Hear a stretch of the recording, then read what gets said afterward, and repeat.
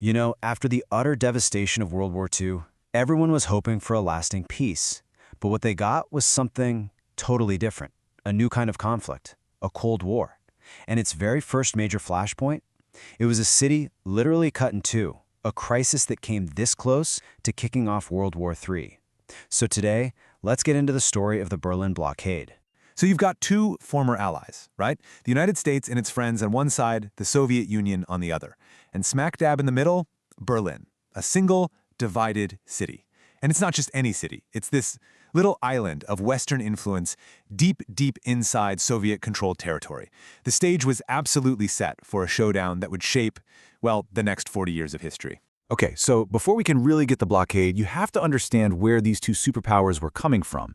Because this wasn't just some political disagreement. Nope, this was a head-on collision of two completely different ways of life. And when I say different, I mean starkly different.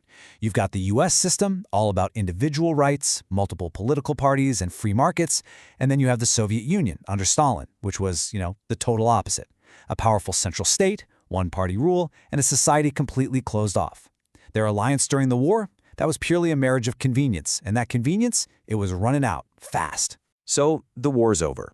And the big question hanging over everyone is, okay, whose vision for rebuilding Europe is going to win out? And there was no place where that question was more of a ticking time bomb than right in the middle of a defeated Germany. So, the Allies decided to carve up Germany into 4 zones, right? One for each of them. But here's the kicker. They did the exact same thing to the capital city, Berlin. Now, what's the problem with that? Well, Berlin itself was located more than 100 miles deep inside the Soviet zone. You see the issue? You've got this tiny little western island floating in a big red Soviet sea. Yeah, this was a recipe for disaster from the get-go. And yeah, that trouble didn't take long to show up. In '47, the US rolls out the Marshall Plan, this massive aid package to rebuild Europe. But Stalin, he sees it as a huge threat. He thinks it's just America trying to build an economic empire right on his doorstep, so he tells all the Eastern European countries, nope, you're not taking that money. But the real breaking point, the final straw, came in June 1948. The US, Britain, and France combined their zones and introduced a brand new currency. For Stalin, that was it. That was the line crossed. So, Stalin decides it's time to make his move. He's looking at this geopolitical chessboard, and he sees Berlin. He sees it as the West's Achilles heel, the one place where he can really squeeze them, apply some serious pressure, maybe without sparking a full-blown war. And on June 24th, that trap snapped shut. The Soviets just cut everything. Every road, every railway, every canal that led from West Germany into West Berlin. Just like that, more than 2 million people were completely isolated. Their food, their fuel, all their supplies, gone. West Berlin was officially under siege. This quote from Nikita Khrushchev, who'd later lead the Soviet Union, really tells you everything you need to know about their thinking. He said, Stalin's strategy was like prodding the capitalist world with the tip of a bayonet. The goal was brutally simple: back the Western allies into a corner, make them choose. Either give up on creating a new West German state, or turn their backs on the 2 million people they'd promised to protect in West Berlin. I mean, can you imagine? This put the West in a completely impossible spot. If they try to ram through the blockade with tanks and armed guards, that's pretty much a guaranteed trigger for World War III, and this time with nuclear weapons on the table. But if they just walk away, it would be a total disaster, morally and strategically. So what do you do?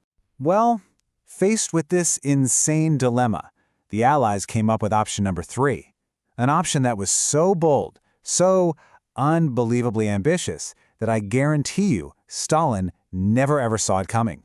Instead of sending in tanks, they were going to send in planes. President Truman laid it out in no uncertain terms. We are in Berlin, he said, and we intend to stay. There would be no retreat. They were going to supply an entire city by air. Think about the sheer scale of that for a second. We're talking about 2.2 million people. The survival of every single man, woman, and child in West Berlin now depended entirely on airplanes and the pilots flying them around the clock, bringing in everything, and I mean everything, they needed to live. And they did it for 320 grueling days. American and British planes, the kids in Berlin started calling them Raisin bombers, flew almost 300,000 separate missions. They were delivering thousands of tons of supplies every single day. Get this, at the height of the airlift, a plane was landing in Berlin every 90 seconds. It was nothing short of a logistical miracle. So the airlift was a massive, stunning success. But that victory, it came with a cost. See, the crisis didn't just wrap up neatly. It ended up drawing new, much harder lines right across the map of Europe. After almost a full year, it became crystal clear that the West was not going to give in.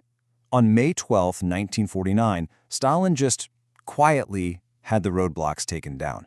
His big gamble, his war of nerves, was over, and he'd lost. The West had stood its ground, and because of that, Berlin was still free. But here's the thing. This whole crisis just poured concrete on those divisions. The West went ahead and created the Federal Republic of Germany. That's West Germany. The Soviets, of course, immediately responded by creating their own state, the German Democratic Republic in the East. And to make sure nothing like the blockade could happen again, the Western Allies created NATO, a massive military alliance for mutual defense. Suddenly, the Iron Curtain wasn't just a metaphor anymore. It was a real, heavily armed border that would split Europe for the next 40 years. So yeah, the Berlin airlift was an incredible victory for the West, no doubt about it. But it leaves us with this big, lingering question, doesn't it? The very act that saved a city, did it also lock an entire continent into 4 decades of bitter division? It's a heck of a reminder that in the world of geopolitics, even the brightest victories can cast some very, very long shadows.